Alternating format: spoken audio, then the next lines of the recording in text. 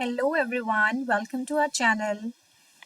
आज हम करने वाले हैं हमारी चैप्टर 1 मैथ्स क्लास 9th के last exercise that is exercise 1.6। तो आज हमारा ये चैप्टर अच्छे से कंप्लीट हो जाएगा। होप आपको मेरी वीडियोस पसंद आ रही हैं, तो प्लीज़ सब्सक्राइब माय चैनल अगर आपने अभी तक नहीं किया। तो let's start our today's work exercise 1.6। ये जो एक्सरसाइज है this is related to your exponents and parts. आपने क्लास 7th-8th में एक्सपोनेंट्स एंड पार्ट्स चैप्टर पढ़ा होगा। उसमें कुछ रूल्स होते थे। I want to discuss that first.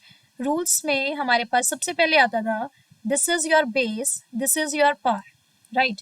अगर बेस हमारे पास सेम है और पार डिफरेंट आ रही है इन केस ऑफ मल्टीप्लीकेशन, तो हमारे पास powers will be added here, a raise to power m plus n हो जाएगा।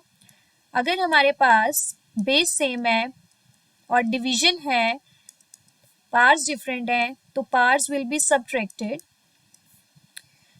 If we have a raise to power m raise to power n, मतलब पार की पार है तो उसमें पार्ट्स जो हैं वो मल्टीप्लाई हो जाती हैं। अगर हमारे पास पावर नेगेटिव है उस केस में हम रेसिप्रोकल करके पार को पॉजिटिव कर देते हैं। ये थे कुछ रूल्स जो एक्सपोनेंट्स एंड पार्ट्स में यूज होते हैं, और ये जो हमारी एक्सरसाइज है इसमें भी हम यही यूज करने वाले हैं।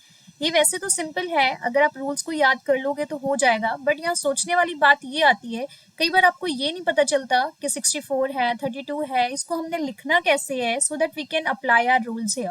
सबसे पहले आता है 64 रेज़ टू पावर 1/2। अब आपने एक ऐसा नंबर सोचना है, ठीक है, जिसका स्क्वायर 64 हो सच दैट कि ये पार 1/2 के साथ कैंसिल हो जाए, राइट।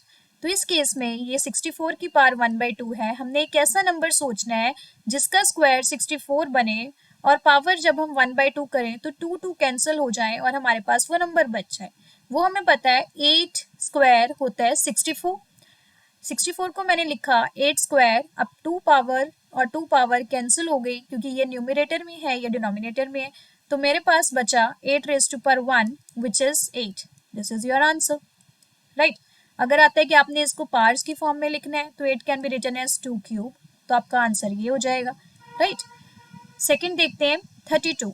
अब 32 की पावर 1/5 है। इस पावर को खत्म करने के लिए मैंने एक ऐसा नंबर सोचना है जिसकी पावर 5 जब मैं करूं तो मेरे पास 32 आ जाए, राइट, ताकि मेरे पास ये 5 और 5 कैंसिल हो जाए।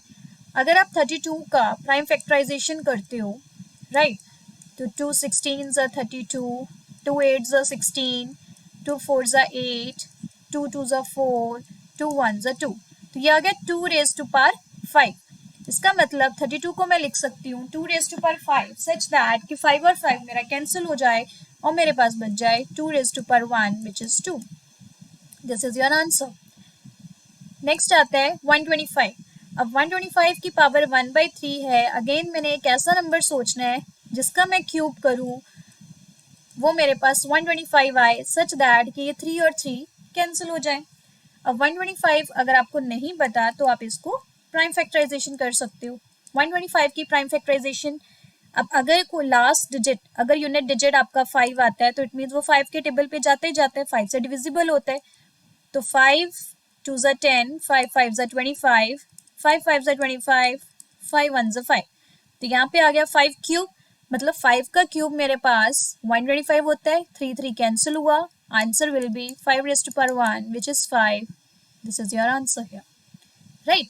ये था एक इजी वे ताकि हम वो नंबर फाइंड आउट कर सकें। नेक्स्ट आता है हमारा क्वेश्चन 2। क्वेश्चन 2 में पार्ट्स जो है अब थोड़ी सी डिफरेंट आ गई, नो प्रॉब्लम। अगेन हमने हमेशा जो पावर फ्रैक्शन में होती है उसका डिनोमिनेटर खत्म करना होता है। न्यूमरेटर वाली पावर को तो हम सॉल्व कर सकते हैं, डिनोमिनेटर को खत्म करना होता है। अब 9 की पावर 3/2 है।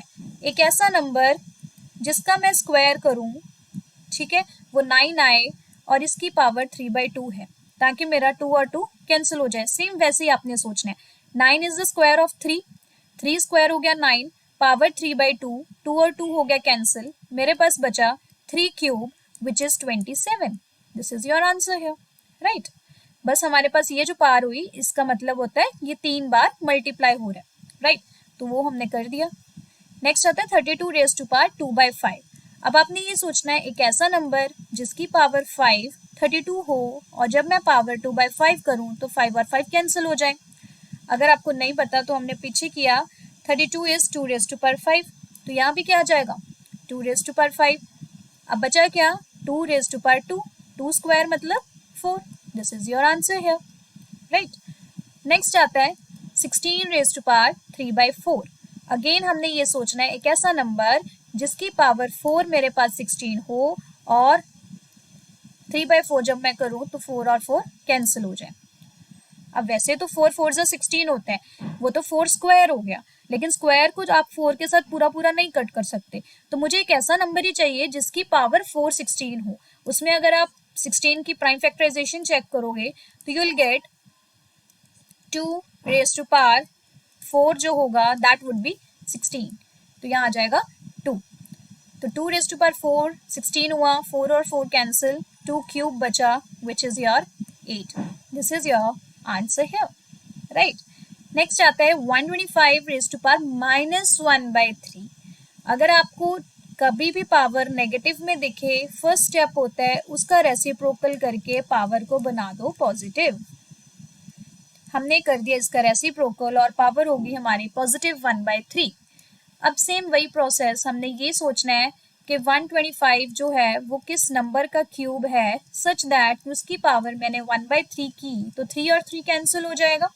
पीछे हमने किया 5 क्यूब इज 125, तो दिस इज 5 क्यूब, 3 और 3 कैंसिल हुआ, मेरे पास बचा 1/5 रेज़ टू पावर 1।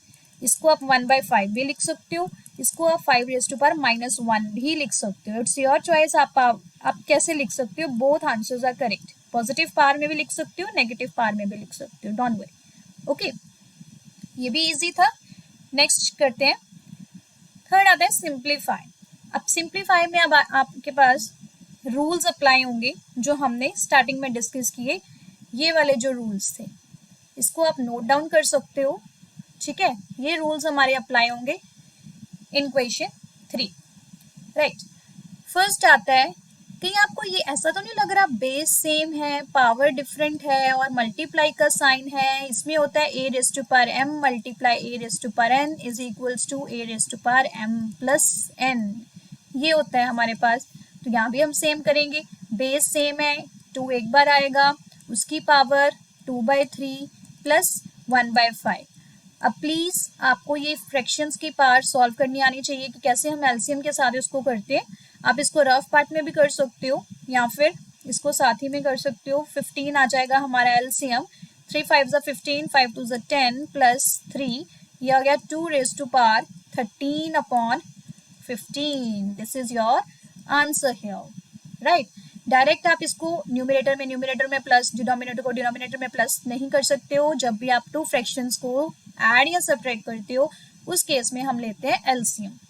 तो 5 और 3 का एलसीएम आ गया 15, ऊपर भी आया आपको 15 बनाना था तो हमने 5 से मल्टीप्लाई किया बोथ, यहाँ पे हमने 3 से मल्टीप्लाई किया एंड वी गेट दिस।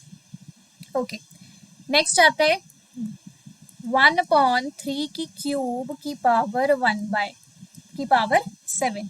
अब 1 की पावर 7 तो 1 ही होता है, एक तरह से ये 3 क्यूब की पावर 7 बचा, विच इज हमने ये भी किया a raise to power m की पावर n क्या होता है जी, a raise to power mn, powers हो जाती हैं मल्टीप्लाई, तो ये बन गया 21। अब आपकी चॉइस है, आप इसको नेगेटिव में रखना चाहते हो या पॉजिटिव में, ऊपर जाएगी पावर तो नेगेटिव हो जाएगी, otherwise this can also be answer. Okay, easy one. Next देखते हैं, अब यहाँ डिवीजन की बजाय a raise to power m upon a raise to power n भी हो सकता है। This is same as a raise to power m divide a raise to power n। Okay, confuse नहीं होना। यहाँ पे 11 की पावर 1/2 है अपॉन 11 की पावर 1/4 है। बेस सेम है, डिवीजन है और पावर्स क्या हो जाएंगी सब्ट्रैक्ट। हमेशा ऊपर वाली पावर सब्ट्रैक्ट होगी नीचे वाली पावर के साथ, मीन्स 11 पावर 1/2 माइनस 1/4 करना है आपने। हमेशा ऊपर वाली पावर पहले आएगी और नीचे वाली बाद में। ये हो गया 11 रेज़ टू पावर 1/2 माइनस 1/4। फिर इसका आप एलसीएम लेके सॉल्व करोगे, 4 आया आपका LCM, this is 2 minus 1, 11 raise to power 1/4 is your answer here. Okay, last देखते हैं, दिस इज, अब देखो, हाँ हमने ये रूल तो किए, इसमें एक रूल थोड़ा सा रह गया जिसमें आपका बेस डिफरेंट हो लेकिन पावर सेम हो। इसमें और इसमें क्या फर्क है, इसमें बेस सेम है, पार्ट्स, इसमें पार्ट्स सेम है। अगर तो बेस सेम है, बेस एक बार आएगा, पार्ट्स प्लस हो जाएंगी। अगर बेस डिफरेंट है, पार्ट सेम है, तो पावर एक बार आएगी और बेस मल्टीप्लाई हो जाएगा। ठीक है, तो ये जो क्वेश्चन है हमारा लास्ट, this is related to this only, a raise to power m multiply b raise to power m। इसमें ये हो जाएगा A B raise to power m, मतलब 7 मल्टीप्लाई 8 रेज टू पावर 1/2। अब 7 इन 8 ज़ 56, 56 raise to power 1/2। This is your answer here. So that's it for today. This was exercise 1.6. ये था हमारा आज का काम. Hope you like my video. If you like, please subscribe my channel and share this video more and more with your friends. Thank you so much for watching.